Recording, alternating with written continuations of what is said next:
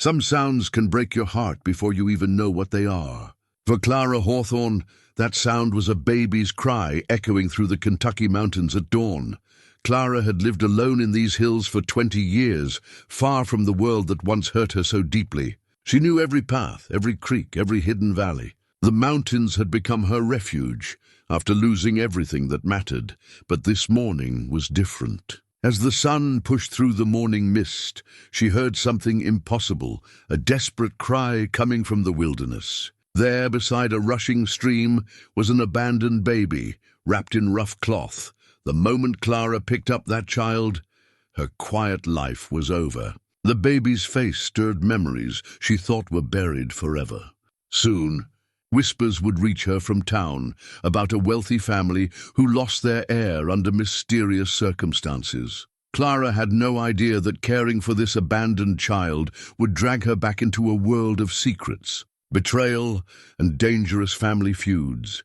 What could drive someone to leave an innocent baby alone in the mountains? And why does this child's identity threaten to destroy everything Clara has built? Before we jump back in, tell us where you're tuning in from. And if this story touches you, make sure you're subscribed, because tomorrow I've saved something extra special for you.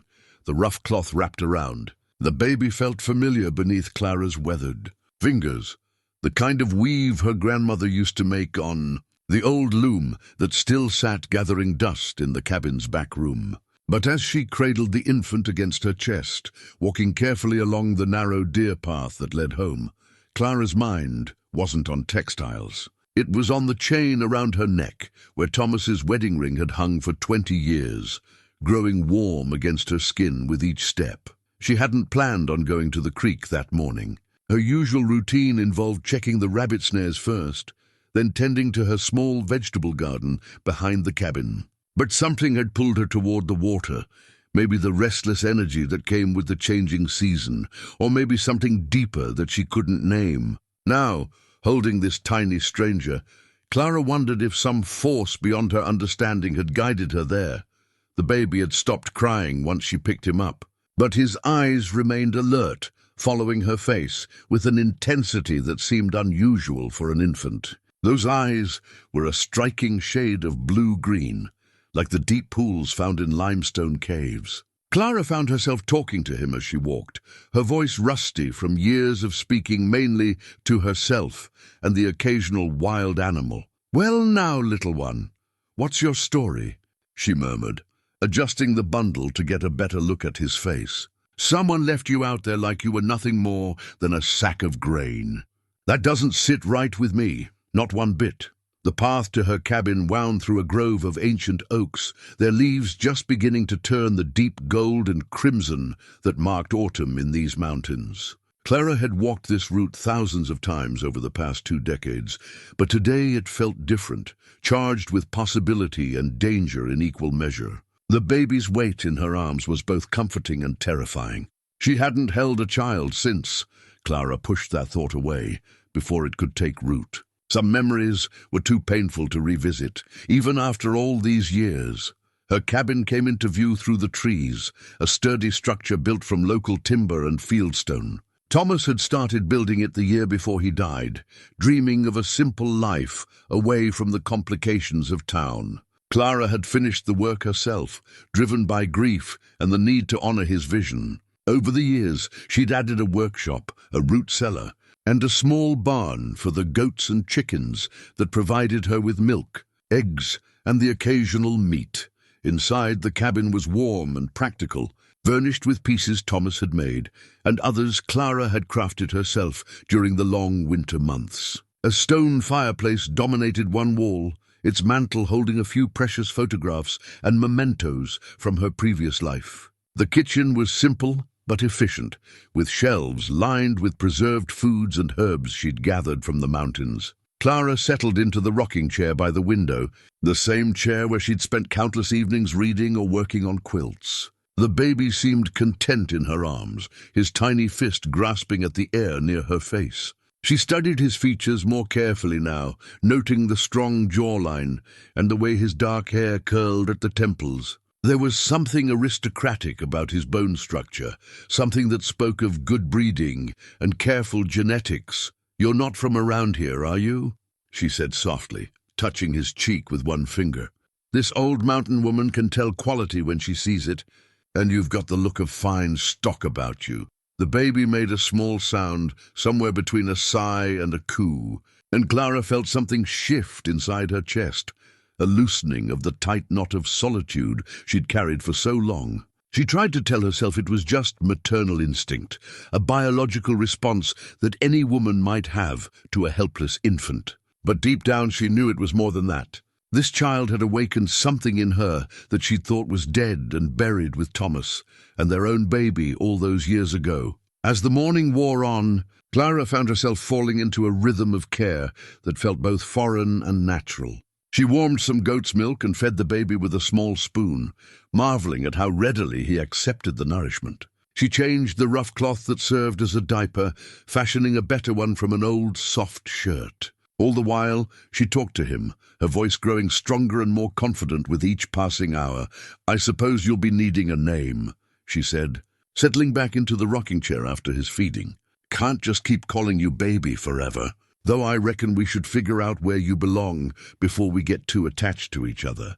But even as she said the words, Clara knew it was already too late for that. The baby had claimed a piece of her heart the moment she'd lifted him from beside the creek. Whatever his story was, whatever circumstances had led to his abandonment, she was now part of it whether she liked it or not. The afternoon sun slanted through the cabin windows, casting long shadows across the wooden floor. Clara had always found comfort in the changing light, the way it marked the passage of time without the harsh insistence of clocks or schedules. But today she felt restless, aware that decisions would need to be made soon. She couldn't keep a baby without supplies, diapers, proper formula, clothes that fit. And that meant a trip to Cedar Hollow, the small town nestled in the valley below her mountain sanctuary. Clara hadn't been to town in nearly 6 months, and before that her visits had been brief and purely functional, buying supplies, selling the crafts and preserved foods that provided her modest income, avoiding conversations that might lead to questions about her solitary life. The thought of walking into Milliken's general store with a baby in her arms made her stomach tighten with anxiety. But as she looked down at the sleeping infant, his face peaceful and trusting in the golden afternoon light, Clara knew she had no choice. Whatever secrets this child carried, whatever dangers might be following in his wake, she was committed now. The chain around her neck felt heavier suddenly, Thomas's ring pressing against her skin like a reminder of all she'd lost and all she might yet lose again. "Tomorrow," she whispered to the baby, her voice barely audible above the soft crackle of the fire. "Tomorrow we'll go down to town and see what we can learn about you, little one. But tonight you're safe here with me." Outside, the mountain wind picked up, rustling through the oak leaves with a sound like whispered warnings. Clara pulled a quilt over both herself and the baby, settling deeper into the rocking chair. For the first time in 20 years, she wasn't alone in her sanctuary, and the feeling was both wonderful and terrifying.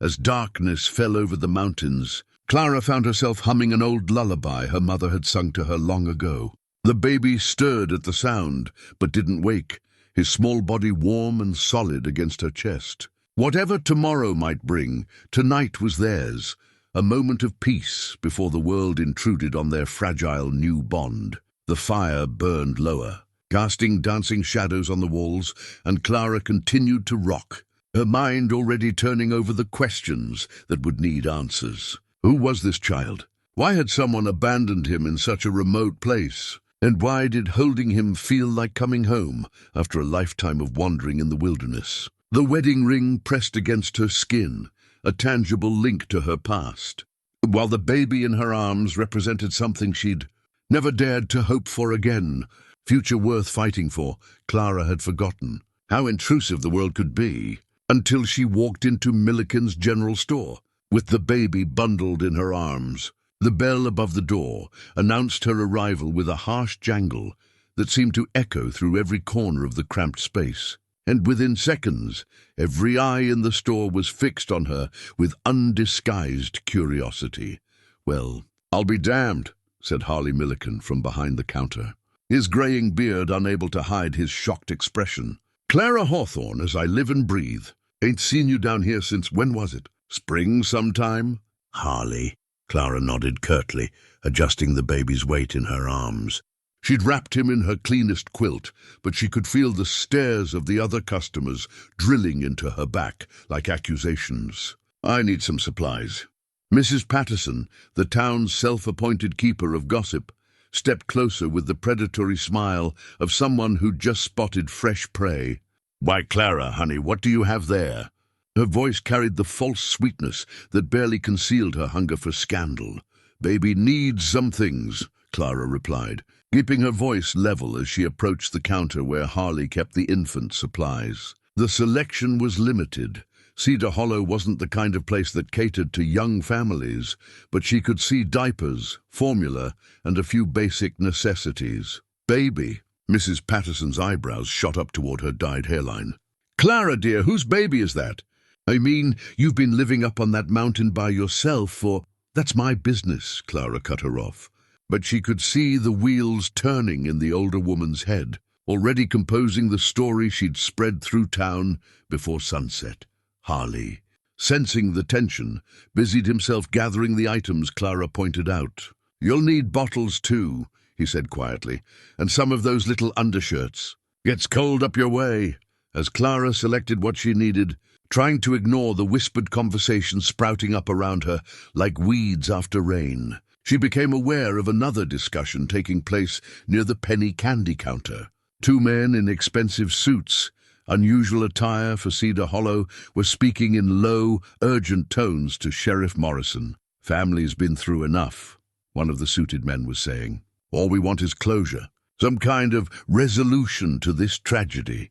Sheriff Morrison, a decent man who'd held his position for nearly 30 years, looked uncomfortable. "I understand your concern, Mr. Davidson, but without more evidence, the heir is gone," the second suit interrupted. "Car went off Devil's Backbone Ridge 3 nights ago. Nothing left but twisted metal, and—" He glanced around and lowered his voice further, Clara's hands stilled on a package of diapers. Devil's Backbone Ridge was only 10 miles from where she'd found the baby. The timing made her stomach clench with sudden understanding. "Could have been an accident," Sheriff Morrison was saying, but his tone suggested he didn't believe it himself. "The Whitmore family needs to know what happened to their grandchild," Davidson replied. "That baby was supposed to inherit everything. The old man died just 2 weeks ago, and now the whole fortune's in question," the sheriff finished grimly. Clara forced herself to continue shopping, but her mind was racing. The Whitmore family. She knew that name, though she couldn't immediately place why it felt familiar. Old mountain families had long memories, and the name stirred something in the depths of hers, like silt disturbed in a clear stream. "Will that be all?" Harley asked, his voice carefully neutral, as he tallied her purchases. Clara nodded, then hesitated. "Harley, that accident up on Devil's Backbone, when did you say it happened?" His eyes flicked toward the suited men, then back to her. 3 nights ago, during that storm we had. Terrible thing. Young couple with their baby, visiting from back east. Car just went right off the road." He leaned closer and lowered his voice. "Though between you and me, Clara, that road's treacherous but not impossible. Takes more than bad weather to send a car clean over that guardrail." The baby stirred in Clara's arms, making a small sound that drew Mrs. Patterson's attention like a magnet to iron. "Oh, my stars," she breathed, edging closer. "Clara, that's a newborn if I ever saw one. Where on earth did you—" Her words died as she got a clear look at the baby's face. The color drained from her cheek so fast Clara thought she might faint. "Mrs. Patterson, you feeling all right?" "Those eyes," the older woman whispered. "That chin."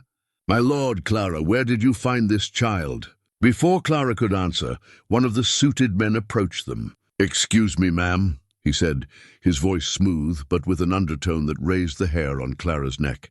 "Couldn't help but notice your baby. Beautiful child? Mind if I ask his name?" Clara's instincts, honed by 20 years of mountain living, screamed danger. "I mind," she said firmly, gathering her purchases with one arm while holding the baby protectively with the other. The man's smile never wavered, but something cold flickered in his eyes. "Of course. Just that we're looking for a missing child, and this ain't your missing child," Clara said, backing toward the door. "This baby's been with me since he was born." It was a lie, and from the way the man's eyes narrowed, he knew it. But Clara had learned long ago that sometimes lies were the only shield between innocence and evil. Is that so? The man reached into his jacket and Clara tensed, but he only produced a business card. "James Davidson, representing the Whitmore estate." "If you should happen to hear anything about a missing infant, I won't," Clara said flatly, pushing through the door with her purchases. But she could feel his eyes on her as she loaded her supplies into the old truck Thomas had left behind. The baby began to fuss, and as she tried to soothe him, her hand brushed against something hidden beneath the rough outer blanket she'd found him in. Something that felt like— Clara's breath caught fabric, fine, expensive fabric that felt like silk beneath her calloused fingers. With shaking hands, she carefully peeled back the rough outer layer, revealing an inner blanket of cream-colored cashmere embroidered with delicate blue thread. The initials SW were stitched in one corner, with the kind of precision that spoke of expensive craftsmanship. SW. The Whitmore baby had been named Samuel, according to the whispered conversation she'd overheard. Samuel Whitmore. Clara's heart pounded as she stared down at the child in her arms, the child she now realized was worth more than she could imagine, and whose very existence put them both in mortal danger. Someone had wrapped this expensive baby in rough mountain cloth to disguise his identity, then left him where any wild animal could have found him. Someone had wanted Samuel Whitmore to disappear forever, but why? And who had tried to save him by placing him where Clara would find him? The baby, Samuel, looked up at her with those striking blue-green eyes, and Clara felt the last of her resistance crumble. Whatever game was being played, whatever fortunes were at stake, this innocent child was now her responsibility. The expensive blanket proved he was exactly who she'd begun to suspect, but it also proved that someone powerful wanted him dead. SW, she whispered, touching the embroidered initials. "Samuel Whitmore. Oh, little one, what have you gotten us into?" As she drove back up the mountain road, Clara's mind raced through possibilities and plans. She couldn't take him to the authorities, not when Davidson and his associate were clearly watching for any sign of the missing heir. She couldn't return him to his family when that family might be the very people who wanted him gone. And she couldn't simply run. Where would a 60-year-old mountain woman go with a stolen baby? The truck bounced over the familiar ruts of her private road, but for the first time in 20 years, Clara didn't feel safe in her mountain sanctuary. Samuel Whitmore wasn't just any abandoned baby. He was the key to a fortune, and someone had already tried to kill him once. Now she was the only thing standing between him and whoever wanted him dead. As she pulled up to her cabin, Clara noticed fresh tire tracks in the soft earth near her mailbox. Someone had been here while she was gone, someone driving a vehicle much newer and heavier than her old truck. The tracks led up to her house, then back down again, as if the driver had taken a careful look around before leaving. "Looks like we've got company coming." "Samuel," she said softly, gathering the baby and her supplies. "But don't you worry none. This old mountain woman has dealt with worse things than city folk in fancy suits." Still, as she settled Samuel into the makeshift crib she'd fashioned from a dresser drawer, Clara's hand went instinctively to the chain around her neck. Thomas's ring felt warm against her palm, and she found herself making a promise to both the living and the dead. "I won't let them hurt you," she whispered to the sleeping baby. "Whatever it costs me, whoever they are, they won't get their hands on you." Outside, the wind picked up, rattling the windows with an urgency that seemed to echo Clara's growing fear. Somewhere in the darkness beyond her porch light, powerful people were making plans that involved the child now sleeping peacefully in her care. She had no money, no connections, no allies she could call upon, but she had 20 years of mountain survival skills. Her mother's protective instincts awakened from their long slumber. and the memory of injustices that had never been answered. Sometimes, Clara thought as she checked the locks on her doors for the first time in decades, that was enough to move mountains, or at least to protect one very small, very precious child from those who would do him harm.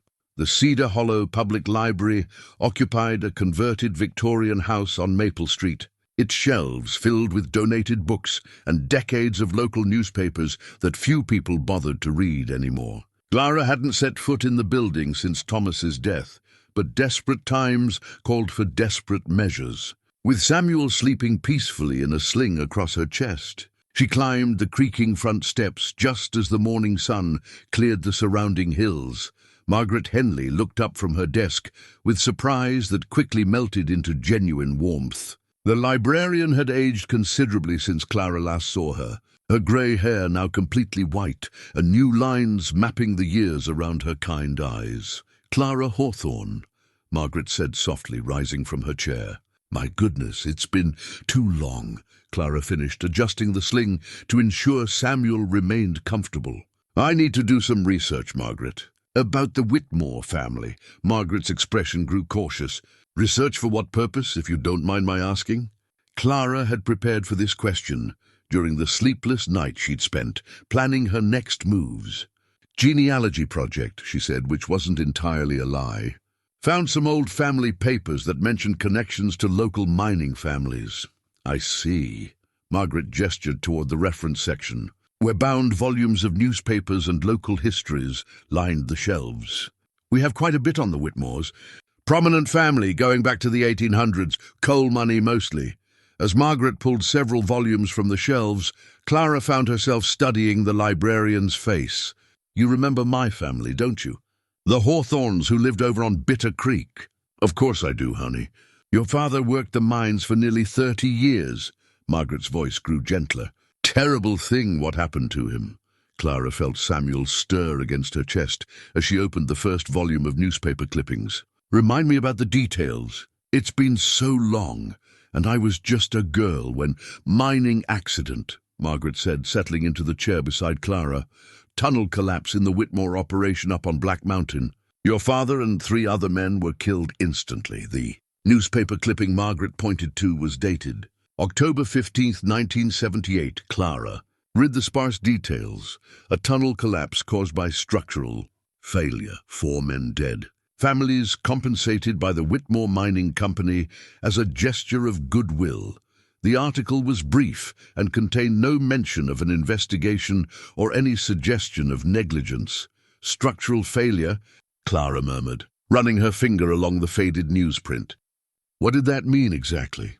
Margaret glanced around the empty library, then leaned closer. "Officially, weak shale, unexpected geological conditions. But there were rumors." She stopped herself, shaking her head. "What kind of rumors?" "Clara, this was 45 years ago. Sometimes it's better to let sleeping dogs lie." Samuel made a small sound, and Clara automatically began rocking him gently. "Margaret, I found something in those old family papers. Something that suggests my father might have been planning to—" She paused, choosing her words carefully. "To speak to someone about safety conditions before he died." The librarian's face went pale. "Oh, Clara, you shouldn't go digging into things like that. Some stones are better left unturned, but if there's truth to be found—" "Truth?" Margaret's voice dropped to a whisper. "The truth is that your father was asking questions about corner cutting and safety violations. The truth is that he documented unsafe conditions and was planning to take his concerns to the State Mining Board. The truth is that tunnel didn't collapse by accident." Clara's blood turned to ice water in her veins. "You knew this. All these years you knew my father was murdered?" "I suspected," Margaret corrected, her hands trembling as she closed the newspaper volume. "But suspecting and knowing are different things, and the Whitmores had enough money and influence to make sure their version of events became the official story." "What about the other families?" "The men who died with my father. One family moved away within a month of the accident. Another took a substantial settlement and signed papers agreeing never to discuss the details. The third," Margaret's voice caught, "the third family lost their oldest son in a hunting accident 2 weeks after the funeral. Sometimes coincidences pile up until they stop looking like coincidences. Clara felt Samuel's tiny hand grasp her finger through the sling, and the innocent trust in that gesture strengthened her resolve. I need to see everything you have on the Whitmores. Recent stuff, too. I heard there was another death recently. Old Jeremiah Whitmore passed 2 weeks ago, Margaret confirmed, pulling out more recent newspaper files. Richest man in 3 counties, they say. Left behind quite a complicated situation. The obituary painted Jeremiah Whitmore as a pillar of the community, generous philanthropist, successful businessman, devoted family man. But between the lines, Clara could read the suggestion of family conflicts and disputed inheritances. The article mentioned his son Charles, who had predeceased him in a tragic automobile accident, and his grandson Samuel, described as the sole heir to the Whitmore legacy. Charles died 3 nights ago, Margaret said quietly. Devil's Backbone Ridge. Car went right off the road during that storm. Clara's pulse quickened. Was he alone? No, he was with his wife and baby. The car caught fire. Terrible thing. They're saying no one could have survived. They found bodies? Margaret gave her a sharp look. Why would you ask that? Clara forced herself to remain calm. Just seems like an awful lot of tragedy for one family to bear. That's true enough. Margaret pulled out another clipping, this one from just yesterday's paper. This might interest you too. About the estate, the article was brief but revealing. With Charles Whitmore dead, the entire family fortune would pass to his infant son, Samuel. But there were complications. Charles's brother William had contested the will, claiming that the baby had also died in the crash, and that he, as the next surviving heir, should inherit everything. $50 million, Margaret whispered. That's what they're saying the estate is worth. Mining rights, real estate investments, all of it hanging on whether that baby survived the crash. Clara's hand moved protectively to Samuel's back. The child in her arms wasn't just an abandoned infant. He was worth $50 million.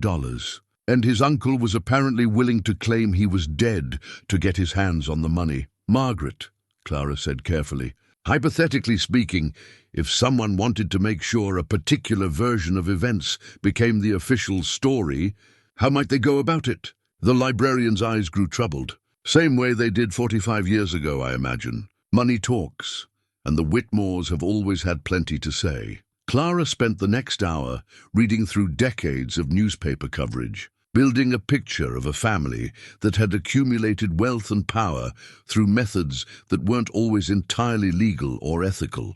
Mining accidents that were never properly investigated. Environmental violations that resulted in modest fines rather than criminal charges. Workers who raised safety concerns and then mysteriously lost their jobs or suffered unfortunate accidents. But she also found something else. A small article from 1978, published just a week before her father's death. It mentioned that several miners at the Whitmore operation had approached the State Mining Board with concerns about safety violations. The article didn't name the miners, but it quoted a company spokesman as saying the complaints were frivolous and motivated by labor disputes. Margaret, Clara said, her voice tight with emotion, do you think my father was one of the miners mentioned in this article? The librarian looked at the clipping and sighed. Clara, honey, I think your father was exactly the kind of man who would risk his job to protect his fellow workers. And I think that's what got him killed. Samuel stirred in the sling, his tiny fist working against Clara's chest. Looking down at him, Clara felt the weight of history pressing against the present. 2 generations of Whitmores had been willing to kill to protect their interests. Now she was holding the key to their entire fortune, and they had no idea he was still alive. Thank you, Margaret, Clara said, carefully gathering the newspaper clippings she'd been reading. This has been very enlightening. Clara, the librarian caught her arm as she started to leave. Be careful. Whatever you're thinking of doing, remember that these people have more money and power than you can imagine. They've gotten away with murder before. Clara looked down at Samuel's peaceful face, then back at Margaret. Maybe it's time someone made sure they didn't get away with it again. As she walked back to her truck, Clara's mind was already working through the implications of what she'd learned. Samuel wasn't just an abandoned baby, he was a target. His uncle William needed him dead to claim the inheritance, and given the family's history, William wouldn't hesitate to finish what the car crash had apparently failed to accomplish. But Clara also realized something else. She wasn't just a random mountain woman who'd happened to find an abandoned baby. She was the daughter of a man the Whitmores had murdered to protect their secrets. This wasn't coincidence. This was justice demanding to be served. 45 years late, but not a moment too soon, Samuel's tiny hand moved against her chest, and Clara made a silent promise to both him and her father's memory. The Whitmores had been getting away with murder for decades, but their time was finally running out. That evening, as Clara prepared Samuel's bottle by the warm glow of the kitchen lamp, she found herself speaking aloud to the baby in a way that felt both natural and necessary. "You need a name I can call you, without feeling like I'm announcing to the world who you are," she said, testing the temperature of the goat's milk against her wrist. "Samuel's a fine name, but it carries too much weight right now." The baby watched her with those remarkable eyes, and Clara felt her heart constrict with an emotion she'd thought was buried forever. "How about I call you Sam? Simple, honest, like my Samuel would have been if—" She stopped herself, swallowing hard against the old pain. Her Samuel had lived only 3 days, born too early in a winter storm that kept them from reaching the hospital in time. Thomas had carved a tiny headstone that still stood in the family cemetery up the hill, weathered by 40 years of mountain seasons. That loss had nearly destroyed her marriage, and had certainly destroyed her faith in her ability to protect anything small and precious. But this Sam, this living, breathing child who reached for her with perfect trust, felt like a second chance she'd never dared to hope for. "Sam it is then," she whispered, settling into the rocking chair to feed him. "And Sam, we need to talk about our situation." As if he understood the gravity of her tone, the baby's eyes remained fixed on her face while he drank. Clara found herself telling him everything, about his real family, about the danger they were both in, about her father's death and the web of corruption that seemed to connect past and present like threads in a dark tapestry. "Your Uncle William wants you dead," she said matter-of-factly. "Probably hired someone to cause that car crash, then sent them to make sure the job was finished. But they didn't count on whoever saved you, someone with a conscience who couldn't follow through with killing a baby." Sam made a small sound around the bottle, and Clara smiled despite their circumstances. "You're a good listener. That's going to serve you well in life, assuming we can keep you alive long enough to grow up." The humor died as quickly as it had come. Clara had been thinking about their options all day, and none of them were particularly encouraging. She couldn't go to the police. Davidson's presence at the sheriff's office suggested the family had official channels well in hand. She couldn't simply run with Sam. Where would a 60-year-old woman go with a baby that half the state would soon be looking for? And she couldn't give him back to his family when that family clearly wanted him dead, which left only one option. She had to prove that William Whitmore was behind the deaths of Sam's parents. And she had to do it before he realized his nephew was still alive. After settling Sam in his makeshift crib, Clara climbed the narrow stairs to the cabin's loft, where she kept the boxes of belongings that had survived her previous life. Most of Thomas's things were there, along with family photographs and documents she hadn't looked at in years. But tonight, she was looking for something specific. The box of her father's belongings that her mother had saved after his death. She found it beneath an old quilt, still wrapped in the brown paper and twine her mother had used 45 years ago. Clara's hands shook as she untied the knots. She'd been only 17 when her father died, too young and too devastated to pay attention to the adult conversations about investigations and settlements. But her mother had been meticulous about keeping records, and Clara was betting some of those records might still exist. The box contained exactly what she'd hoped to find. Her father's final pay stubs, safety violation reports he'd filed with the company, and most importantly, a letter he'd written to the State Mining Board just 3 days before his death. Clara read the letter by lamplight, her father's careful handwriting bringing his voice back across the decades. He documented 17 separate safety violations in the weeks before the tunnel collapse, ranging from inadequate ventilation to improper support structures. The letter was formal and respectful, but it painted a clear picture of a mining operation that was cutting corners at the expense of worker safety. They knew, Clara whispered to the sleeping baby downstairs. Your family knew the tunnel was dangerous, and they let men work there anyway, because fixing it would have cost money.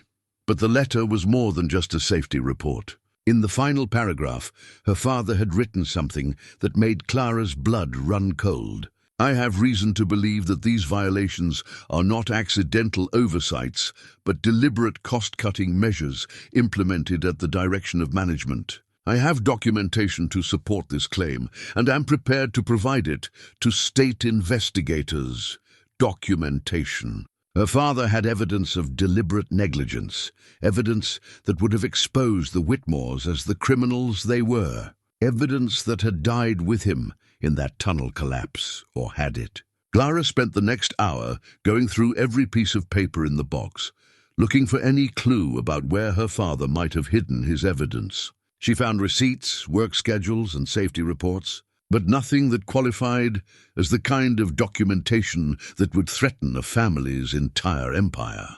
Then, tucked into the back of an old wallet, she found something that made her heart stop, a safety deposit box key. The key was small and brass, attached to a paper tag with the words First National Bank written in her father's careful script. Clara stared at it for a long moment, her mind racing through possibilities. Her father had rented a safety deposit box just weeks before his death, a box that might still contain the evidence he died trying to protect. A sound from outside made Clara freeze. The soft crunch of gravel under careful footsteps, as if someone was trying to approach the cabin without being heard. She quickly gathered the papers back into the box and crept to the window, peering through a gap in the curtains. The moon was nearly full, casting silver light across the clearing around her cabin. At first she saw nothing unusual. Then a shadow moved near the tree line, too large and deliberate to be an animal. Clara's heart hammered against her ribs as she made her way downstairs, moving as quietly as possible. Sam was still sleeping peacefully, unaware that danger was circling their sanctuary, like wolves around a campfire. Another sound, closer this time. The soft thud of a boot against the cabin's front steps. Clara grabbed the shotgun from the rack beside the door, checking to make sure it was loaded. She'd learned to shoot as a child and had kept her skills sharp during her years of mountain living. But she'd never imagined she'd need to defend herself against anything more dangerous than the occasional black bear. The footsteps stopped directly outside her door. Clara held her breath, finger resting lightly on the trigger, waiting for the knock that would announce a visitor or the sound of someone trying to force entry. Instead, she heard the soft rustle of paper being slid under the door. Clara waited a full 5 minutes after the footsteps retreated before approaching the door. A white envelope lay on the floor, her name written across it in block letters. With the shotgun still in one hand, she picked up the envelope and tore it open. The message inside was brief and chilling. Mind your own business or the baby pays the price. You have been warned. Clara's hands shook as she read the words again. Someone knew about Sam. Someone knew she'd been asking questions about the Whitmore family. And someone was willing to threaten an innocent child to keep their secrets buried. But the threat also told her something important. They weren't ready to kill her yet. If they'd wanted her dead, they could have shot her through the window or burned down the cabin while she slept. The fact that they'd chosen intimidation over violence suggested they were still trying to handle the situation quietly. That gave her an advantage, small though it might be. Clara barricaded the door with a heavy dresser and checked all the windows, making sure they were securely latched. Then she settled into the rocking chair with the shotgun across her knees, watching over Sam while her mind worked through their options. The safety deposit box key felt warm in her palm. If her father had managed to hide evidence of Whitmore corruption, it might be their only hope of survival. Evidence that could expose William Whitmore's crimes and protect Sam from those who wanted him dead. But getting to that evidence would mean leaving the safety of the mountains and venturing into a world where the Whitmores held most of the cards. It would mean trusting that a 45-year-old safety deposit box still existed and that whatever was inside would be enough to bring down a family that had been getting away with murder for decades. "What do you think, Sam?" she whispered to the sleeping baby. "Should we take the gamble, or should we run for the hills and hope they never find us?" Sam stirred in his sleep, his tiny fist opening and closing as if he were grasping for something just out of reach. Looking at him, Clara felt the last of her uncertainty fade away. She'd spent 20 years hiding from the world, 20 years letting injustice go unanswered because confronting it seemed too dangerous, too difficult, too likely to end in heartbreak. But this child deserved better than a life spent running and hiding. He deserved the truth about his family, justice for his parents' murder, and the inheritance that was rightfully his. And maybe, just maybe, her father deserved justice too. "Tomorrow we're going to town, Sam," Clara said softly, her voice steady with newfound resolve. "We're going to find out what my daddy knew about your family. And then we're going to make sure the whole world knows it too." Outside, the mountain wind whistled through the trees, carrying with it the promise of change. For the first time in 20 years, Clara Hawthorne was ready to fight back against the forces that had shaped her life.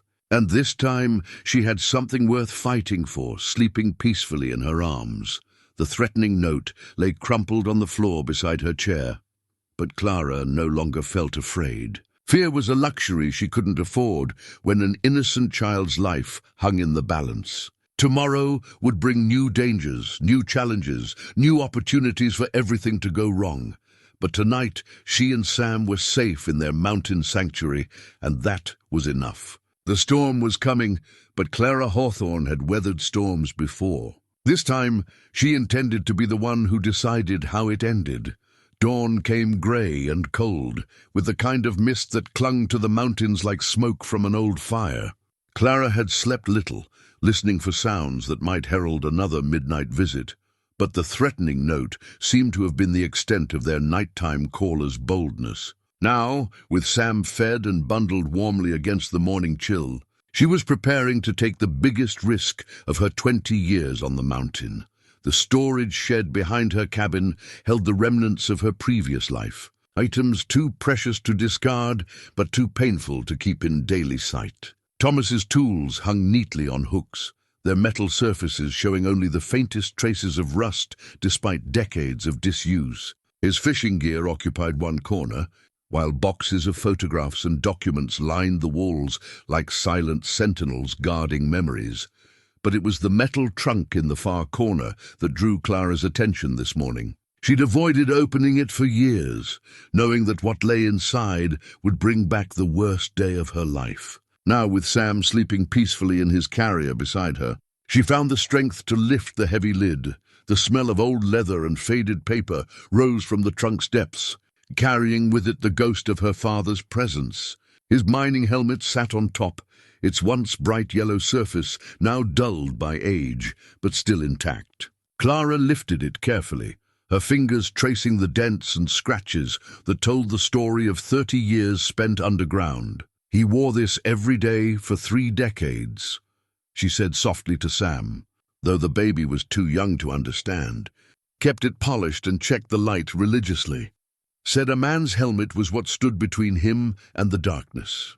Beneath the helmet lay the rest of her father's mining gear, his lunch pail, still dented from the collapse that killed him, his work clothes, carefully folded by her mother's loving hands, and a canvas bag that Clara had never bothered to examine closely before.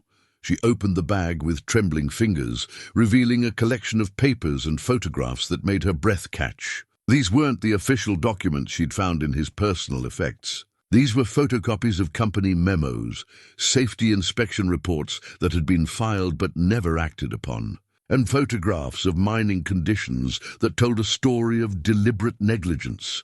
One photograph in particular made Clara's blood run cold. It showed the tunnel where her father had died, taken just days before the collapse. The support beams were clearly inadequate for the size of the excavation, and water stains on the walls indicated serious drainage, problems that should have shut down the operation immediately. But it was the memo attached to the photograph that truly revealed the scope of the Whitmore family's crimes. Dated 2 weeks before the collapse, it was from Charles Whitmore Sr., William and Charles Jr.'s father, to the mine foreman. Cost overruns on Tunnel 7 are unacceptable. Reduce support materials by 30% and eliminate unnecessary safety measures. Production quotas must be met regardless of worker complaints. Clara read the memo 3 times, her anger building with each word. Her father and 3 other men had died because Charles Whitmore Sr. wanted to save money on safety equipment. They'd been murdered for the sake of a company's profit margin. "Your grandfather was a killer," she whispered to Sam, her voice shaking with emotion. "Just like your uncle." "It runs in the family, doesn't it?" But as she continued searching through the bag, Clara found something that gave her hope. At the bottom, wrapped in oilcloth to protect it from moisture, was a small notebook filled with her father's careful handwriting. Page after page documented safety violations, cost-cutting measures, and conversations with supervisors who ordered dangerous shortcuts to increase production. The final entry, dated the day before the collapse, contained information that made Clara's heart race. Spoke with Danny Kowalski from the State Mining Board. "He's agreed to meet me next week to review all documentation. Said if evidence is as strong as I claim, State will file criminal charges against company management. Finally going to get justice for all the men who've been hurt by Whitmore greed." Danny Kowalski. Clara remembered that name from the newspaper clippings she'd read yesterday. He'd been the state mining inspector who'd investigated her father's death, the one who'd ruled it an accident despite the obvious evidence of negligence. Either Kowalski had been bought off by the Whitmores, or he'd never received the evidence her father had died trying to protect. Clara carefully rewrapped the notebook and photographs, her mind already working through the implications. This evidence was 45 years old, but criminal cases involving willful negligence and workplace deaths had no statute of limitations. If she could get this information to the right people, honest investigators who couldn't be intimidated or bought, it might finally bring justice for her father's death. More importantly, it might provide the leverage she needed to protect Sam from his murderous uncle. A sound from outside made Clara freeze, the distant rumble of an engine making its way up her private road. She quickly closed the trunk and gathered Sam into her arms, moving to the window where she could observe the approaching vehicle without being seen. The black SUV that pulled into her clearing was expensive and out of place among the mountain surroundings. Its windows were tinted dark, making it impossible to see who was inside. But Clara counted at least 3 figures when the doors opened. James Davidson stepped out first, straightening his suit jacket as he surveyed the cabin with calculating eyes. He was followed by 2 men Clara didn't recognize, large, professional-looking men whose movements suggested military or law enforcement training. "Mrs. Hawthorne," Davidson called out, his voice carrying clearly in the mountain air. "We know you're in there. We just want to talk." Clara checked the shotgun's load one more time, then positioned herself where she could see the approaching men without exposing herself to gunfire. "Talk from where you are," she called back. "I can hear you just fine." "We have a proposition for you," Davidson continued, stopping about 20 feet from her front porch. "A generous offer that could solve all your problems." "I don't have any problems that need solving." Davidson's laugh was cold and humorless. "I think you do, Mrs. Hawthorne. I think you have a very big problem sleeping in your house right now." Clara's grip tightened on the shotgun. They knew about Sam. Any pretense that this was a coincidental visit was gone. "The Whitmore family is prepared to offer you $100,000 for the safe return of their missing grandchild," Davidson announced. "Cash, no questions asked, no legal complications. You can take the money and disappear, start a new life anywhere you want. And if I refuse, then we'll have to explore other options. Options that might not be so pleasant for either you or the baby." Clara felt Sam stir against her chest, his tiny movements reminding her of what was at stake. $100,000 was more money than she'd see in a lifetime, enough to disappear completely and raise Sam somewhere the Whitmores could never find them. But it was also an admission of guilt. Davidson wouldn't be offering that kind of money for the return of an abandoned baby unless Sam's identity was worth far more than $100,000. "I need time to think about it," Clara called out. "You have until sunset," Davidson replied. "After that, the offer expires, and we handle this situation differently." The three men climbed back into their SUV and drove away, leaving Clara alone with her thoughts and a sleeping baby, who represented both her greatest joy and her most dangerous burden. She looked down at Sam's peaceful face, then at the evidence of Whitmore crimes that lay scattered around the storage shed. 2 generations of that family had gotten away with murder, had bought their way out of consequences with money and intimidation. But this time was different. This time, they'd made the mistake of threatening something Clara cared about more than her own life. "What do you say, Sam?" she whispered to the sleeping baby. "Ready to show your uncle what mountain justice looks like?" The First National Bank of Cedar Hollow occupied a brick building that had stood on Main Street since 1923, its marble floors and brass fixtures speaking of an era when banks were built to project permanence and trustworthiness. Clara hadn't set foot inside since Thomas's death, when she'd closed their joint accounts and retreated to her mountain sanctuary. Now, with Sam sleeping peacefully in his carrier and her father's safety deposit box key burning like a coal in her pocket, she approached the teller window with the kind of nervous energy that came from crossing a bridge there was no going back over. "Can I help you?" asked the young woman behind the counter, her name tag identifying her as Jessica. "I need to access a safety deposit box," Clara said, producing the key and an old piece of identification. "Box number 247. Jessica examined the key and Clara's driver's license, her brow furrowing with concentration. "This box was rented in 1978, she said. "The rental fees haven't been paid in—" She stopped, consulting her computer screen. "Actually, it looks like the fees were paid in advance." 47 years in advance, Clara's eyebrows rose. Her father had paid nearly 50 years of rental fees in advance. That suggested he'd expected the box to remain undisturbed for decades, hidden away, until someone came looking for what he'd left behind. "I'll need to verify your identity and relationship to the box holder," Jessica continued. "Can you wait here while I get my supervisor?" While Jessica disappeared into the back offices, Clara found herself studying the other customers in the bank. A few elderly residents conducting routine business, a young mother with 2 small children, a businessman in an expensive suit who kept glancing at his watch. Nothing that seemed threatening, but Clara's mountain-honed instincts told her to remain alert. "Mrs. Hawthorne?" An older man approached, extending his hand. "I'm Robert Chen, branch manager. I understand you're here about one of our oldest safety deposit boxes." "That's right. It belonged to my father, Daniel Hawthorne." Chen's expression grew thoughtful. "I remember your father. I was just starting here when he opened that box. Very serious man, very concerned about protecting important documents." He paused, studying Clara's face. "He said someone would come for it eventually. Said I know them, because they'd have the same eyes." Clara felt a chill run down her spine. Her father had somehow known that one day she would need what he'd hidden in that box. "Let me escort you to the vault," Chen said, gesturing toward a heavy door at the rear of the bank. "I have to warn you, though, we've had some unusual inquiries about that particular box recently."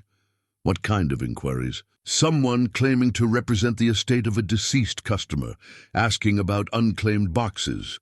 They seem very interested in boxes opened around the time your father's was established." Chen's voice dropped lower as they walked. "I didn't provide any information, of course. Banking privacy laws are very strict." The vault was small and windowless, lined with hundreds of numbered boxes in various sizes. Chen used both his master key and Clara's key to open box 247, sliding out a long metal container that was heavier than Clara had expected. "I'll leave you alone to examine the contents," Chen said diplomatically. "Take all the time you need." Clara waited until she heard his footsteps retreat before lifting the lid of the metal box. Inside was a manila envelope thick with documents, several small objects wrapped in cloth, and a letter addressed to my daughter Clara in her father's careful handwriting.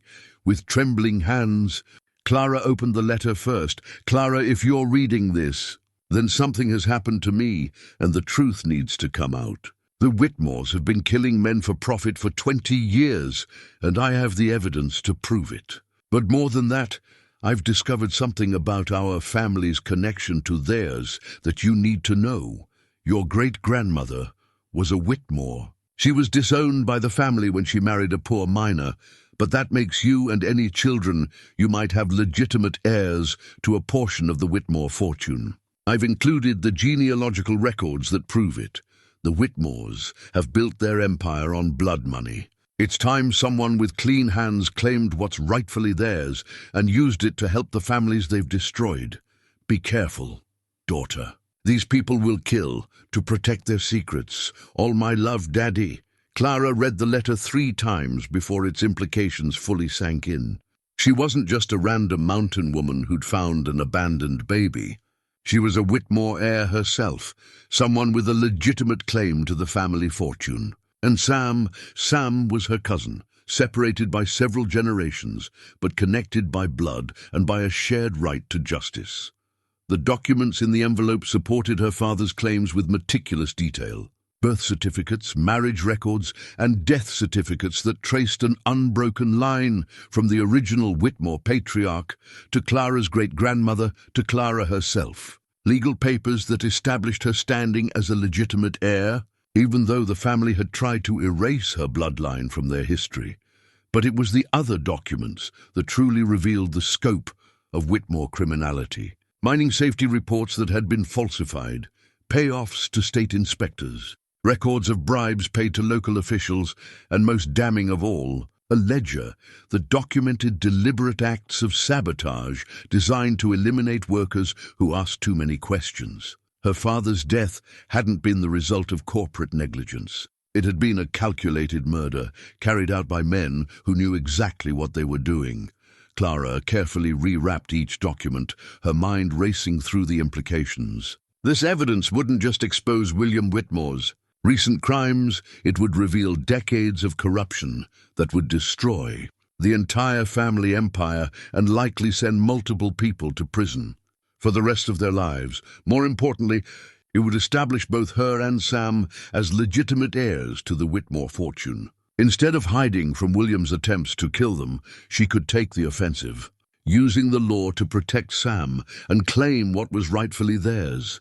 But as she prepared to leave the bank, Clara noticed something that made her blood run cold. Through the vault's small window, she could see into the main banking area, where James Davidson was speaking quietly with the branch manager. Robert Chen was shaking his head, gesturing toward the vault, clearly refusing to provide information about Clara's visit. Davidson's 2 associates stood near the front door, positioned to intercept anyone trying to leave. They'd found her. Clara quickly closed the safety deposit box and gathered the documents, her mind racing through options. The bank had a rear exit that led to the alley behind Main Street, but Davidson's men might have that covered too. She was trapped, holding evidence that could destroy the Whitmore family, but unable to get it to safety. Sam began to fuss in his carrier, as if sensing her distress. Clara automatically began rocking him gently, her maternal instincts overriding her fear. Whatever happened next, she would protect this child with her life. Mrs. Hawthorne. Robert Chen appeared in the vault doorway, his face grave. "I'm afraid we have a situation. Some men are here asking about you, and they don't seem inclined to take no for an answer." Clara met his eyes, seeing understanding and sympathy there. "Is there another way out?" Chen nodded slowly. "Follow me." "And Mrs. Hawthorne? Your father was a good man. Whatever he left you, I hope it helps." He led her through a maze of back offices and storage rooms to a service door that opened onto the alley. As Clara stepped into the cool mountain air, she could hear raised voices from the front of the bank, Davidson demanding information that Chen was legally obligated to withhold. "Thank you," Clara whispered, adjusting Sam's carrier as she hurried toward her truck. "Be careful," Chen replied. "Men like that don't give up easily." Clara drove carefully through the back streets of Cedar Hollow, taking a circuitous route to make sure she wasn't being followed. The documents in her bag felt like they were burning a hole through the leather, demanding action, demanding justice. But they also represented something else: hope. For the first time since finding Sam by the creek, Clara felt like she had a real chance of protecting him, not by running or hiding, but by fighting back with weapons the Whitmores had never expected her to possess. "Your great-great-grandmother would be proud," she told Sam as they climbed the winding road back to their mountain sanctuary. "She married for love instead of money, and now her sacrifice is going to bring down the empire that cast her out." Sam made a small sound that Clara chose to interpret as agreement. They were no longer just fugitives running from a powerful family. They were heirs to a fortune built on blood, returning to claim what was rightfully theirs and to ensure that justice was finally served. The war with the Whitmores was about to begin, but this time, Clara had the ammunition she needed to win. Clara spent that evening studying the documents from her father's safety deposit box by lamplight, with Sam sleeping peacefully in his makeshift crib nearby. The evidence was overwhelming. Decades of corporate malfeasance that would not only expose the Whitmore family's crimes, but establish her legal right to claim a portion of their fortune. She was so absorbed in reading that she almost missed the small sound that came from Sam's blanket when she lifted him for his evening feeding. Something small and hard had fallen onto the wooden floor, something that definitely hadn't been there before. Clara carefully examined the blanket, running her fingers along the seams until she found what she was looking for: a tiny slit in the fabric, so expertly sewn that it was nearly invisible. Inside the hidden pocket was a device no bigger than a button, its surface marked with microscopic holes that suggested it was some kind of recording equipment. Clara's hand shook as she held it up to the lamplight, realizing that Sam's blanket had been carrying more than just the baby's identity. It had been carrying evidence. With mounting excitement and dread, Clara connected the device to the old radio in her kitchen, adjusting the frequency until she heard the crackle of recorded voices. What she heard next made her blood turn to ice. "The baby has to disappear permanently," said a voice she now recognized as William Whitmore's. "I don't care how you do it, but make it look like an accident. Something that leaves no trace, no questions. What about the parents?" asked another voice, younger and more nervous. "Already taken care of." Car went off Devil's Backbone right on schedule. "But somehow the baby survived the crash, and now we have a problem. Boss, maybe we should just what?" William's voice turned deadly cold. "Let a baby inherit $50 million, that should be mine. I've waited 30 years for my father to die, and I'm not going to let some infant take what I've earned." There was a pause, then the nervous voice spoke again. "Maria says she can't do it. Won't hurt a baby, no matter how much we pay her. Then Maria has outlived her usefulness. Take care of her after you finish with the child. But she saved the kid from the crash. Pulled him out before the car caught fire. She's the only reason he's still alive. Exactly why she's a liability. Leave the baby somewhere remote where the animals will finish the job, then make sure Maria has an accident of her own. I want this mess cleaned up before anyone else discovers the child survived." The recording continued for several more minutes, detailing the plan to abandon Sam in the wilderness and eliminate the woman who had saved him from the car crash. Clara listened in horrified fascination as William Whitmore casually ordered the deaths of an innocent baby and the very woman whose conscience had saved Sam's life. But it was the final part of the recording that revealed the true scope of the conspiracy. "What about the state investigation into the crash?" the nervous voice asked. "Bought and paid for," William replied with satisfaction. "Sheriff Morrison knows which side his bread is buttered on. Official report will show that all 3 family members died in the accident. No survivors, no questions, no complications. And the inheritance goes to the next legitimate heir, me. By this time next month, I'll control the entire Whitmore empire, and nobody will be able to challenge my claim." Clara sat in stunned silence as the recording ended. William Whitmore hadn't just tried to kill Sam. He'd murdered the baby's parents in cold blood and was planning to eliminate anyone who could threaten his claim to the family fortune. The woman named Maria, whoever she was, had saved Sam from the car crash only to become a target herself for showing mercy. More chilling still was the revelation that Sheriff Morrison was part of the conspiracy. Clara couldn't trust local law enforcement, couldn't rely on official channels for protection or justice. She and Sam were completely on their own, facing enemies with unlimited resources and a willingness to kill anyone who stood in their way. But the recording also gave Clara something she hadn't had before: absolute proof of William's guilt. His own voice, captured on a device that had been hidden in Sam's blanket by someone who knew the truth needed to be preserved. Probably Maria, the mysterious woman who had saved Sam and then helped him disappear into the wilderness where Clara would find him. Clara carefully rewound the recording and played it again, this time making notes about times, dates, and specific details that could be verified. This wasn't just evidence of attempted murder, it was evidence of a conspiracy that included corrupt law enforcement officials and detailed planning for multiple homicides. "Your parents didn't die in an accident," Clara whispered to the sleeping baby. "They were murdered by your uncle, and he's planning to kill you too. But Maria, whoever she is, made sure the truth would survive even if you didn't." The implications were staggering. Sam wasn't just an abandoned baby or even just a missing heir. He was the sole survivor of a family massacre, the only person standing between William Whitmore and complete control of a $50 million empire. No wonder Davidson and his associates were so desperate to find him. But the recording also revealed a crucial weakness in William's plan. He believed Sam was dead, that the baby had perished in the wilderness as intended. As long as Clara could keep Sam's survival secret, she had the advantage of surprise. William would continue acting as though he were the sole heir, making legal moves and public statements that would contradict the truths when Sam's existence was finally revealed. Clara spent the rest of the night making copies of the recording using her old equipment, hiding the duplicates in various locations around the cabin. If something happened to her, if William's men finally tracked them down, at least the evidence would survive to tell the story. But she also realized that her situation had fundamentally changed. She wasn't just protecting an abandoned baby anymore.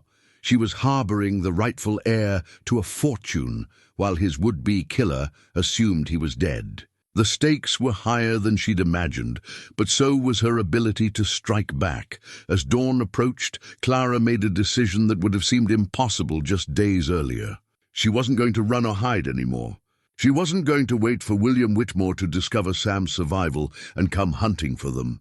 Instead, she was going to take the offensive. Using the evidence her father had gathered and the recording Maria had preserved, Clara was going to expose the Whitmore family's crimes and claim Sam's rightful inheritance. She was going to honor the courage of Maria wherever she was and ensure that the woman's sacrifice hadn't been in vain.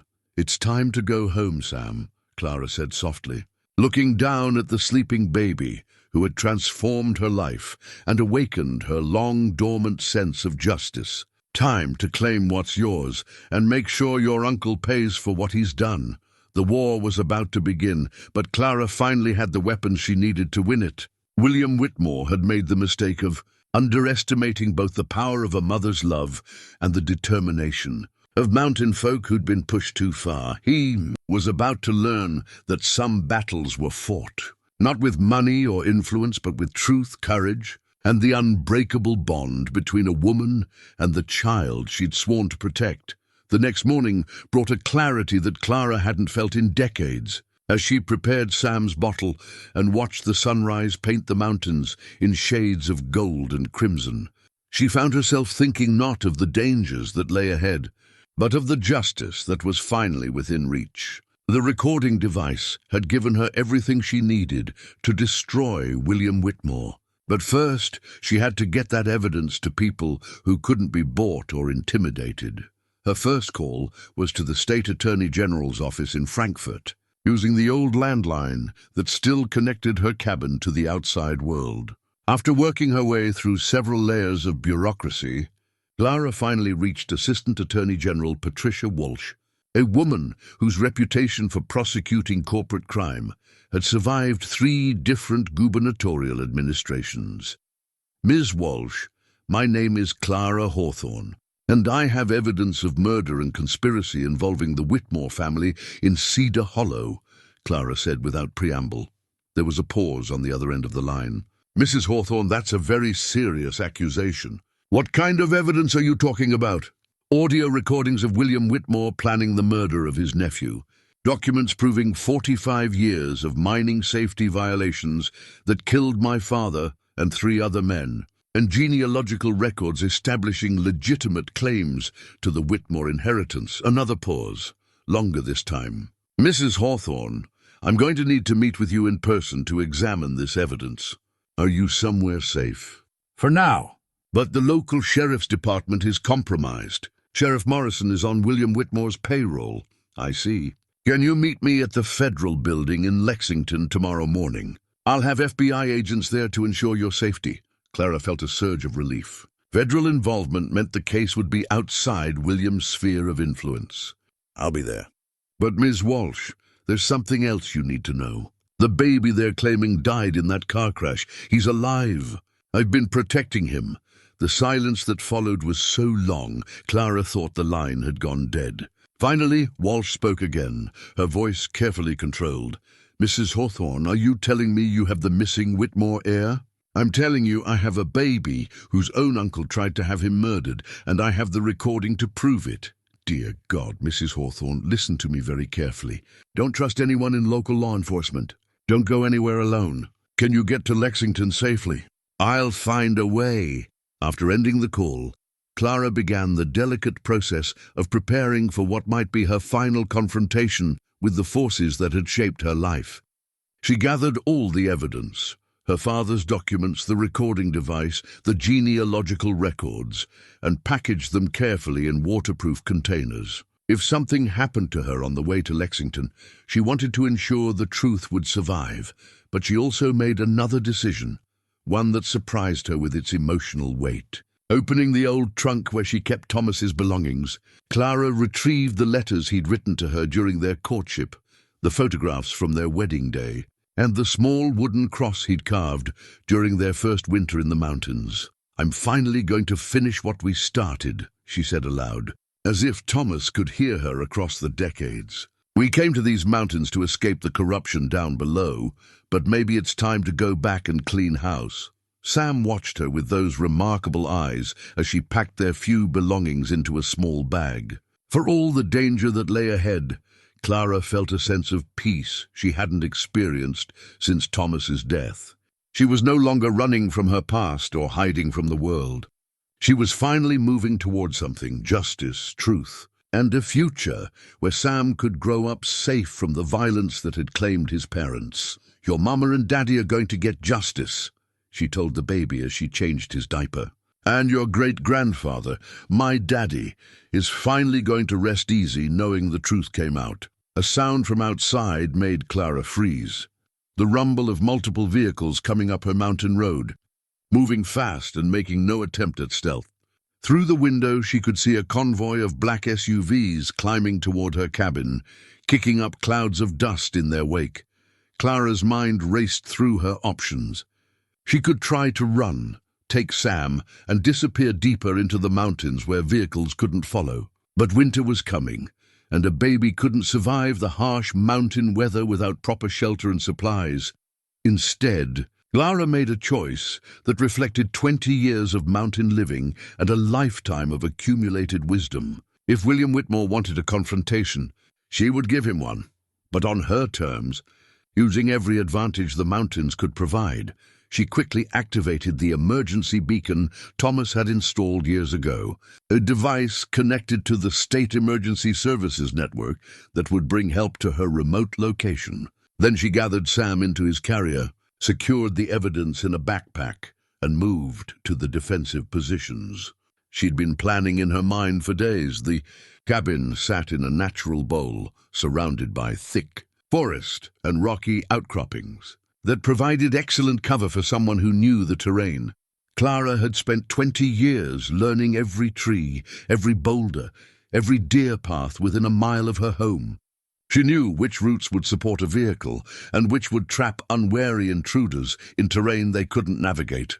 More importantly, she knew that William's men would be operating under the assumption that they were dealing with a helpless old woman and a baby, not a mountain-hardened survivor who'd been preparing for this moment her entire life. Clara positioned Sam's carrier in the root cellar beneath the cabin, a space that was both hidden and safe from gunfire. She kissed his forehead gently, whispering promises she intended to keep. "I'll be back for you, little one. Your uncle thinks he's dealing with some frightened hermit, but he's about to learn what mountain justice looks like." The first SUV crested the ridge and pulled into her clearing just as Clara took her position behind a fallen oak tree that commanded a clear view of the approach. Through her rifle scope, Thomas had taught her to shoot during their early years together. She could see James Davidson emerging from the lead vehicle, flanked by 4 men whose bearing and equipment marked them as professional soldiers. "Mrs. Hawthorne," Davidson called out, his voice carrying the false courtesy of a man who believed he held all the advantages. "We know you're here. We just want to talk about our previous offer." Clara remained silent, watching as the men spread out in a classic tactical formation. They were well-trained and well-equipped, but they were also operating in unfamiliar terrain against an opponent who had advantages they couldn't possibly understand. "The offer has increased," Davidson continued, moving closer to the cabin. $200,000 cash for the safe return of the child. "That's enough money to start over anywhere in the world." Still, Clara said nothing. Let them think she was cowering in the cabin while she observed their movements and planned her response. "Mrs. Hawthorne, I'm trying to be reasonable here." Davidson's voice took on a harder edge. "But my employer is running out of patience. We can do this the easy way, or we can do it the hard way." One of his men was circling toward the back of the cabin, moving with the confidence of someone who assumed his target was trapped inside. Clara tracked his movement through her scope, waiting for the right moment. "Last chance, Mrs. Hawthorne, come out with the baby, take the money, and this all ends peacefully." Clara's finger found the trigger as she made her final calculations. The emergency beacon would bring state police within 30 minutes, but that was 29 minutes too long if these men decided to storm the cabin. She had to buy time and protect Sam, which meant taking the offensive. "Davidson," she called out, her voice carrying clearly across the clearing. "I've got some bad news for you." The men spun toward the sound of her voice, trying to locate her position among the trees and shadows. "The baby you're looking for isn't here anymore," Clara continued, moving to a new position as soon as she finished speaking. "I sent him somewhere safe, somewhere your boss will never find him." "You're lying," Davidson replied, but there was uncertainty in his voice now. "Am I? Check the cabin if you want. Go ahead and waste your time while the state police are on their way." This was a bluff. Clara couldn't be sure the emergency beacon had worked, and Sam was actually hidden beneath the very cabin Davidson's men were preparing to search. But she needed to create doubt, to make them second-guess their assumptions. "Boss," one of the mercenaries called out, "this could be a trap. Old mountain folk know these hills better than we do. She's one woman with a baby," Davidson snapped. "How dangerous could she be?" Clara smiled grimly as she settled into her next firing position. Davidson was about to find out exactly how dangerous a mountain woman could be when she was protecting something precious. "The boy's name is Samuel," Clara called out, playing her trump card. "Samuel Whitmore, rightful heir to $50 million. And I've got recordings of your boss planning his murder." The effect was immediate and electric. The mercenaries exchanged glances, their professional confidence shaken by the revelation that their target knew exactly who the baby was and what was at stake. "Kill her," Davidson ordered, abandoning all pretense of civility. "Find the baby and kill them both." "We clean this up now," Clara's first shot took out the tire of the nearest SUV, the explosion of rubber and air providing a harsh punctuation to Davidson's threat. Her second shot shattered the windshield of another vehicle, sending the mercenaries diving for cover behind whatever protection they could find. "Welcome to my mountain," Clara said softly, already moving to her next position as return fire. Splintered the trees where she'd been hiding moments before. The battle for Sam's life and for justice that was, 45 years overdue, had finally begun. But this time, Clara Hawthorne wasn't running from her enemies. She was bringing the fight to them. Armed with a lifetime of mountain wisdom and a mother's unbreakable determination to protect the child she'd come to love as her own. William Whitmore had made the mistake of thinking money and violence could solve any problem. He was about to discover that some problems required a different kind of solution, the kind that could only be delivered by someone who had nothing left to lose and everything to fight for. The firefight that erupted in Clara's mountain clearing was unlike anything Davidson's mercenaries had experienced. They were accustomed to urban operations, to enemies who fought from buildings and streets, not from ancient forests where every tree could hide a sniper and every shadow could conceal an ambush. Clara moved through the woodland like a ghost, using deer paths and natural cover that she'd known since childhood. 20 years of solitary mountain living had sharpened her senses and taught her to read the forest's moods, to know when a bird's call meant danger, and when a rustle in the underbrush was wind or wildlife or something more sinister. Her third shot took out another tire, effectively stranding 2 of the 3 vehicles in her clearing. The mercenaries were good. She could tell by the way they moved and communicated, but they were fighting on her ground now, and that gave her advantages no amount of training could overcome. "She's got us pinned down," one of the men shouted to Davidson, who had taken cover behind a disabled SUV. "It's one woman," Davidson snarled back, though his earlier confidence was clearly shaken. "Flank her. Use your training." But flanking maneuvers that worked in open terrain became deadly traps in dense forest where Clara could appear and disappear at will. When 2 mercenaries tried to circle wide to her left, they found themselves stumbling through thorny underbrush and unstable footing that announced their position with every step. Clara's 4th shot wasn't aimed at equipment. The bullet took one of the flanking mercenaries in the shoulder, spinning him around and sending him crashing into his partner. Both men went down hard, and their agonized cries echoed through the forest. "Jesus!" another mercenary whispered, his voice carrying clearly in the mountain air. "This isn't what we signed up for." "Hold your positions," Davidson commanded, but Clara could hear the uncertainty in his voice. The operation was falling apart, and he knew it. From her new position behind a granite outcropping, Clara had a clear view of the remaining vehicles and the men taking cover behind them.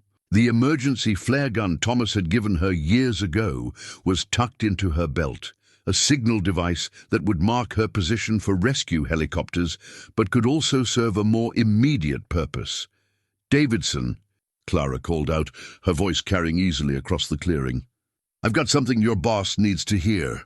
She activated the recording device, turning the volume up loud enough for everyone to hear William Whitmore's voice crackling through the mountain air. "The baby has to disappear permanently. I don't care how you do it, but make it look like an accident." The effect on the mercenaries was immediate. These were professional soldiers, not cold-blooded killers. They'd been told they were recovering a kidnapped child, not executing a baby on the orders of a man who wanted to inherit $50 million. "That's your boss," Clara continued, letting the recording play on. "That's William Whitmore ordering the murder of his own nephew. Is that really who you want to die for?" "Shut her up," Davidson screamed, but his men were already exchanging uncertain glances. The recording continued with devastating clarity. William's voice detailing the murder of Sam's parents and the planned elimination of anyone who might interfere with his inheritance. One of the mercenaries slowly stood up from behind his cover, his weapon lowered. "I didn't sign up to kill babies," he said quietly. "Get back down," Davidson ordered. But the man was already walking away from the clearing. heading back down the mountain road on foot. A second mercenary followed, then a third. Professional soldiers had codes of conduct, lines they wouldn't cross, no matter how much they were paid. Murdering innocent children wasn't part of their job description.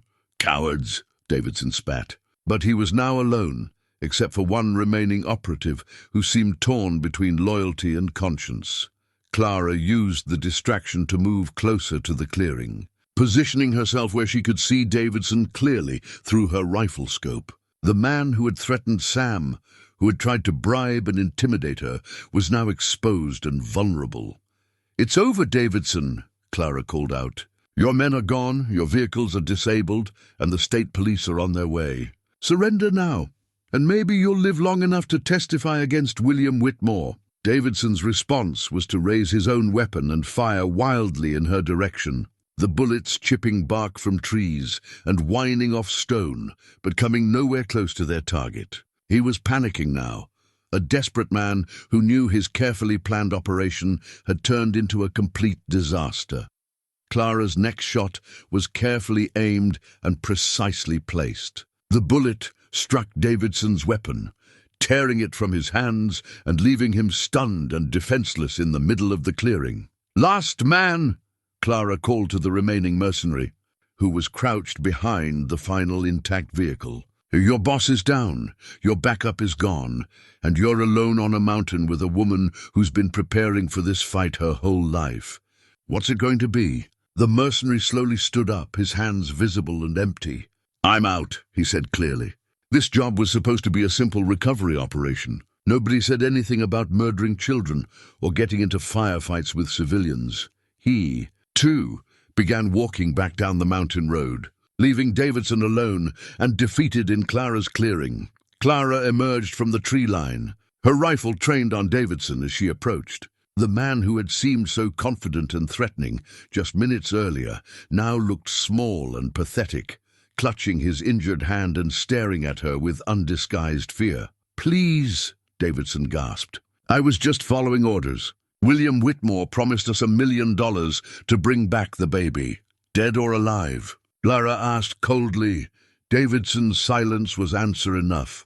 Clara pulled the flare gun from her belt and fired it into the sky, the bright red signal climbing high above the mountains before exploding in a shower of sparks. If the emergency beacon hadn't worked, the flare would certainly attract attention from search and rescue teams in the area. "You're going to have a lot of explaining to do when the authorities get here," Clara said, keeping her rifle trained on Davidson. "I'd start thinking about how you want to tell your story." In the distance, she could hear the approaching sound of helicopter rotors, either state police or emergency services responding to her signals. Help was coming, and with it the opportunity to finally expose the crimes that had claimed so many innocent lives. But first, Clara needed to check on Sam. The battle was won, but the child who had started it all was still hidden beneath her cabin, waiting for the all-clear that would signal safety at last. As she backed toward her home, still keeping Davidson covered, Clara felt a surge of triumph mixed with exhaustion. 20 years of hiding were finally over. The mountain woman, who had fled the world in grief and fear, was about to emerge victorious, carrying evidence that would bring down one of the most corrupt families in Kentucky and ensure that an innocent child could grow up free from the violence that had claimed his parents. The helicopters were getting closer now, their distinctive sound echoing off the mountain walls. Justice was coming to the Whitmore family at last, delivered by a woman they had dismissed as unimportant and a baby they had tried to murder. Clara Hawthorne had finally come home. "See?" State police helicopter touched down in Clara's clearing 20 minutes later, disgorging a team of officers led by a tall woman in tactical gear who immediately took charge of the scene. Assistant Attorney General Patricia Walsh had kept her promise, bringing federal backup and enough firepower to handle whatever situation they might encounter. "Mrs. Hawthorne," Walsh called out, her weapon drawn but pointed safely away from Clara. "I'm Patricia Walsh. We spoke on the phone." Clara lowered her rifle and stepped into the open. relief flooding through her as she saw the official badges and unmarked vehicles that were now filling her mountain sanctuary. "The evidence is in my cabin," she said, "and the baby is safe." While federal agents secured Davidson and began documenting the scene, Clara led Walsh into her home and down to the root cellar where Sam had waited out the firefight. The baby was awake but calm, his remarkable eyes following Clara's face as she lifted him from his hiding place. "My God," Walsh breathed, looking at the child in Clara's arms. "He's really alive. The entire state has been looking for this baby. His name is Samuel," Clara said firmly. "Samuel Whitmore, and his uncle tried to have him killed for an inheritance. We're going to need to hear everything," Walsh said gently. "But first, let's get you both somewhere safe while we process this scene." Clara handed over the backpack containing all the evidence, her father's documents, the recording device, the genealogical records that proved her own family's connection to the Whitmore fortune. As Walsh examined the materials, her expression grew increasingly grim. "This is enough to bring down the entire Whitmore empire," Walsh said finally. "Mrs. Hawthorne, do you understand what you've uncovered here? This isn't just about one missing child. This is about decades of corporate crime, murder, and corruption." "I understand perfectly," Clara replied, rocking Sam gently as federal agents moved around them with professional efficiency. "My father died trying to expose these people 45 years ago. It's time they finally paid for their crimes." The next few hours passed in a blur of interviews, evidence collection, and legal procedures. Clara told her story repeatedly to different investigators, each time adding new details as they guided her through the events of the past week. The recording of William Whitmore's voice proved to be the keystone that held the entire case together, irrefutable, evidence of conspiracy to commit murder. But it was the genealogical documents that provided the most shocking revelation of all. When the federal investigators ran the DNA tests to confirm Sam's identity, they also tested Clara's blood to verify her family connection to the Whitmores. "Mrs. Hawthorne," Walsh said, approaching Clara as she fed Sam in the temporary command post they'd set up in her cabin. "The DNA results are back, and there's something you need to know." Clara looked up from the baby, seeing something in Walsh's expression that made her heart race. "What is it?" "You're not just distantly related to the Whitmore family," Walsh said carefully. "According to the genetic analysis, you're Samuel's great-aunt. Your great-grandmother and his great-great-grandfather were siblings." The implications hit Clara like a physical blow. She wasn't just protecting a random abandoned baby, she was protecting her own family. Sam was her blood relative, her kin, her responsibility not just by choice, but by the bonds of heredity that stretched back generations. "That means," Clara began, "that means you have legitimate legal standing to claim guardianship," Walsh finished. "And according to the genealogical records your father gathered, you also have a legitimate claim to a portion of the Whitmore estate." As if sensing the emotional weight of this revelation, Sam reached up with his tiny hand and grasped Clara's finger. The baby who had changed her life was truly hers now, not just by love and choice, but by blood and law. "William Whitmore is in custody," Walsh continued.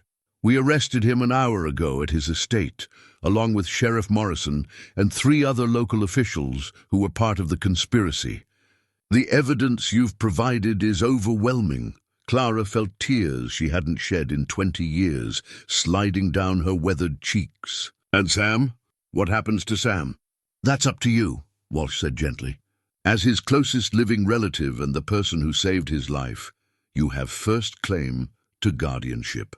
If you want him, Mrs. Hawthorne, he's yours." Clara looked down at the baby in her arms, the baby whose simple wooden rattle lay nearby, a toy she'd carved from mountain birch while waiting for the authorities to arrive. Sam was awake and alert, studying her face with those remarkable eyes that had captured her heart from the very first moment. "His name is Samuel Hawthorne Whitmore," Clara said firmly. "And yes, I want him. I want him more than anything in this world. Outside, the investigation continued as federal agents dismantled a criminal conspiracy that had lasted for decades. But inside Clara's cabin, justice had already been served in the most important way possible. An innocent child was safe, a family had been reunited, and love had triumphed over greed. The mountain woman, who had hidden from the world for 20 years, had finally found her way home, carrying with her the most precious cargo of all, a baby boy who would grow up knowing that he was wanted, protected and loved beyond measure. Clara Hawthorne had won more than a legal victory. She had won a family. 6 months later, Clara stood on the front porch of her mountain cabin, watching Sam take his first tentative steps across the worn wooden boards. At 8 months old, he was walking earlier than most babies, displaying the same determination that had carried him through the darkest moments of his young life. The spring air was sweet, with the scent of mountain laurel and wild honeysuckle, and for the first time in 20 years, Clara felt truly at peace. The legal proceedings had concluded just 2 weeks earlier with William Whitmore's conviction on multiple counts of murder, conspiracy, and fraud. He would spend the rest of his life in federal prison, along with Sheriff Morrison and the other corrupt officials who had helped him cover up his crimes. The Whitmore empire, built on decades of blood money and criminal enterprise, had been dismantled piece by piece, its assets frozen, pending the resolution of multiple lawsuits. Clara had been awarded full custody of Sam, along with a settlement that acknowledged both her family's legitimate claim to the Whitmore fortune and the suffering they had endured at the hands of that corrupt dynasty. The money meant security for Sam's future, college funds, medical care, and the freedom to grow up without the shadow of want or fear, but more importantly, it meant validation. Her father's death had finally been acknowledged as murder, and the safety violations that killed him and 3 other men had been exposed to the world. The families of those miners, scattered though they were by time and distance, had received both financial compensation and the truth they'd been denied for 45 years. "Mama Clara," Sam said clearly, taking another wobbly step toward her outstretched arms. It was his favorite phrase, spoken with the perfect confidence of a child who had never known a moment of doubt about his place in the world. Clara caught him as he stumbled, lifting him into her arms and spinning him around until he giggled with delight. The child who had been abandoned in the wilderness had become the light of her life, transforming her mountain sanctuary from a place of exile into a true home. "That's right, little man," she said, settling into the rocking chair that had become their evening ritual spot. "Mama Clara's got you, and she always will." The mail had brought news from the outside world, updates on the ongoing investigations, thank you letters from the families of her father's fellow miners, and invitations to speak at conferences about corporate accountability and justice. Clara had declined most of the public appearances, preferring the quiet satisfaction of knowing that truth had finally prevailed over corruption. But she had kept one letter, reading it so many times that the paper was soft with handling. It was from Maria Santos, the woman who had saved Sam from the car crash and hidden the recording device in his blanket. Maria had survived William's attempt to eliminate her, protected by the same federal investigation that had brought down the entire conspiracy. "I knew that baby deserved better than the death his uncle planned for him," Maria had written. "When I saw you on the news, holding him safe in your arms, I knew God had put him exactly where he belonged. Thank you for loving him the way his parents would have wanted." The letter was signed with a simple blessing. "May you both find the peace that comes from doing what's right." Even when it's dangerous, Clara had found that peace, but she'd also found something more precious: purpose. The woman, who had spent 2 decades hiding from the world, had discovered that some things were worth fighting for, worth risking everything to protect. As the sun set behind the mountain peaks, painting the sky in shades of rose and gold, Clara began to hum the old lullaby her mother had sung to her long ago.